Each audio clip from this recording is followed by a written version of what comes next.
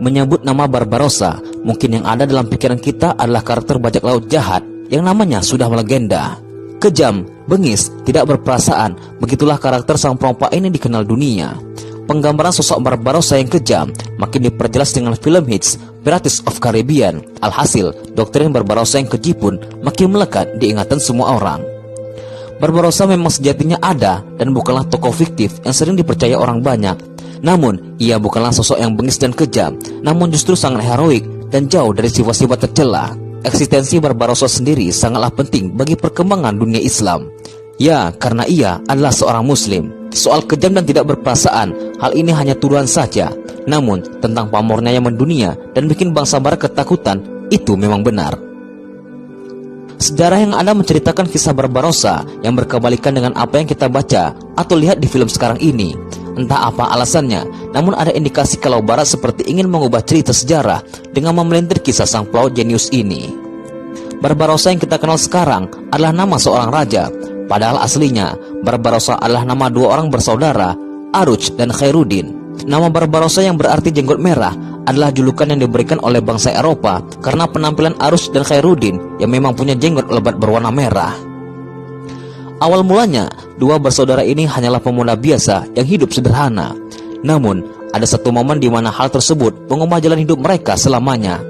Suatu ketika, Aruj dan Khairuddin serta adiknya melakukan sebuah perjalanan dagang. Namun, di tengah jalan kapal mereka dirusak parah oleh kapal militer Spanyol. Adik Aruj dan Khairuddin meninggal saat tragedi itu. Hal ini membuat keduanya marah besar dan akhirnya dendam. Kedua bersaudara ini memutuskan untuk menjadi perompak dengan menghancurkan setiap kapal orang Spanyol, baik untuk berdagang maupun militer. Aksi ini berlangsung cukup lama dan akhirnya tersebarlah nama Barbarossa Brother seantero Eropa yang begitu ditakuti dan disegani. Di momen yang sama, saat nama Barbarossa bersaudara menghantui kapal-kapal Eropa, Islam di Andalusia mengalami keterpurukan. Jutaan umat muslim dibantai, sedangkan sisanya mengalami penyiksaan berat. Keadaan begitu genting saat itu, dan kemudian terdengar oleh Sultan dari dinasti Turki Utsmani jika di Lautan Tengah ada dua bersaudara muslim yang namanya sangat menakutkan bagi bangsa Eropa. Singkat cerita, Barbarossa bersaudara mendapatkan kepercayaan Sultan untuk menjalankan misi penyelamatan para muslim di Andalusia. Dua bersaudara Barbarossa pun menerima perintah ini dan mereka sukses besar. Dengan berbekal pengalaman kelautan dan tempur handal, keduanya bolak-balik berhasil menyelamatkan sedikit demi sedikit para muslim, hingga pada akhirnya Barbarossa bersaudara diserahi tampuk kepemimpinan pasukan elit Janissary. Di tangan Barbarossa bersaudara, Kesultanan Turki menjadi salah satu bangsa dengan kekuatan militer laut paling menakutkan. Banyak misi-misi yang berhasil dilakukan, misalnya penguasaan beberapa daerah yang dikuasai oleh orang-orang Eropa dan pasukan salib. Salah satunya daerah-daerah di utara Afrika yang strategis. Sudah puluhan kali bahkan ratusan kali pertempuran laut terjadi antara Turki Utsmani dan Eropa. Namun mayoritas dimenangkan oleh Barbarossa bersaudara. Ada satu momen di mana ini menjadi pukulan terberat bagi Khairuddin Barbarossa. Hal ini tak lain adalah kematian saudara sejiwanya, Aruj, dalam sebuah pertempuran melawan bangsa Eropa. Kejadian ini menjadi pembakar semangat Khairuddin untuk bisa berjuang lebih maksimal lagi.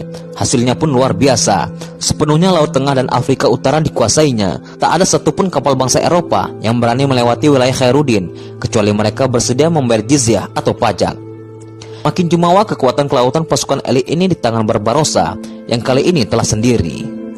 Perjuangan paling heroik dari Barbarossa atau Khairuddin adalah ketika ia dihadapkan dengan Andrea Doria.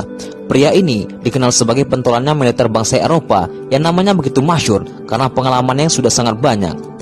Andrea Doria dipilih karena sudah tidak ada lagi yang sanggup melawan Barbarossa. Pertempuran menegangkan ini terjadi sekitar tahun 1538, di mana kondisi kedua pihak sangatlah timpang. Dorian memimpin ratusan kapal perang galion yang melegenda, ditambah dengan pasukan tempur yang jumlahnya ratusan ribu. Sedangkan Barbarossa, ia hanya memiliki sepertiga dari kekuatan musuh, baik kapal maupun pasukan. Meskipun demikian, hal tersebut tak membuat Barbarossa merasa takut ataupun mundur. Pertempuran berjalan alot, namun aura kemenangan sudah bisa dirasakan pihak Barbarossa. Hanya sekitar 5 jam pertarungan, Khairuddin dan pasukan Janissary-nya berhasil menggempur Andrea Doria untuk mundur. Sekali lagi, nama Barbarossa makin jumawa di lautan. Sedangkan Doria sudah tidak berani mengangkat muka lagi karena si kebanggaan Eropa ini sudah kalah. Begitulah kisah yang tertulis dalam sejarah tentang Barbarossa, sang kapten muslim yang namanya sangat ditakuti oleh Eropa.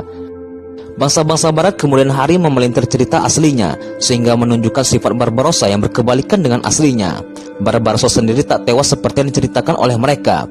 Ia menghembuskan nafas terakhirnya di usia 68 tahun dengan sangat tenang di kamar pribadinya.